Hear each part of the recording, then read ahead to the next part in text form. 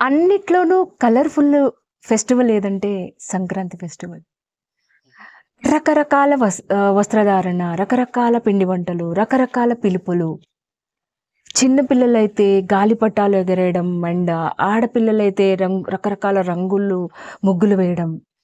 So, అమ్మమ్మ, తాతయ్య, నానమ్మ, తాతయ్య, బాబాయ్, పిన్ని, మామయ్య అన్ని వరుసలు కలిసి అందరూ ఒకే చోట చేసుకునే ఫెస్టివల్ ఏదయ్యా అంటే సంక్రాంతి ఫెస్టివల్. సో, ఇందులో ఇది 3 రోజులుంటుంది. మొదటిది భోగి పండగ. భోగి పండగ రోజు భోగి మంట వేస్తాము.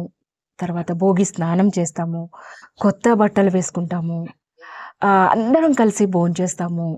తర్వాత చిన్న పిల్లలుంటే వాళ్ళకి భోగి పళ్ళు వేస్తాము.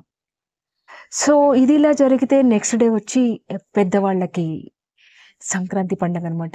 ఎ ఎవరైతే ఇప్పుడు మనతో ఇప్పుడు ఎవరైతే మన అమ్మమ్మ, తాతయ్య, పెద్దవాళ్ళు మనతో స్పెండ్ చేస్తున్నారో, అలాగే వాళ్ళతో వాళ్ళ పెద్దవాళ్ళుండి ఈ పండగ చేయించుంటారు.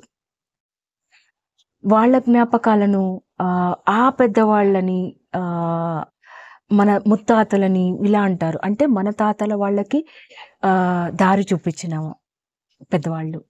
సో, వాళ్ళందరినీ మనం ఈ సంక్రాంతి రోజు గుర్తు చేసుకుంటూ, వాళ్ళకిష్టమైనవి ఆహ్, ఆహ్, ఐటెమ్స్ ఫుడ్ ఐటెమ్స్ వండిపెట్టి, వాళ్ళకి ఇష్టమైన వస్తువులు వాళ్ళ దగ్గర పెట్టి ఆహ్, గుర్తు చేసుకునే పండగనమాట.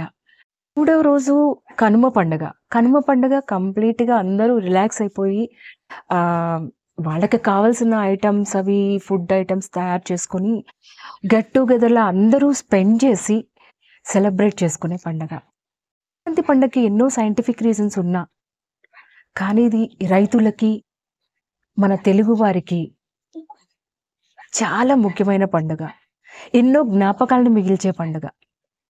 మీకు, మీ కుటుంబ సభ్యులకి పేరు పేరున ప్రతి ఒక్కళ్ళకి సంక్రాంతి శుభాకాంక్షలు.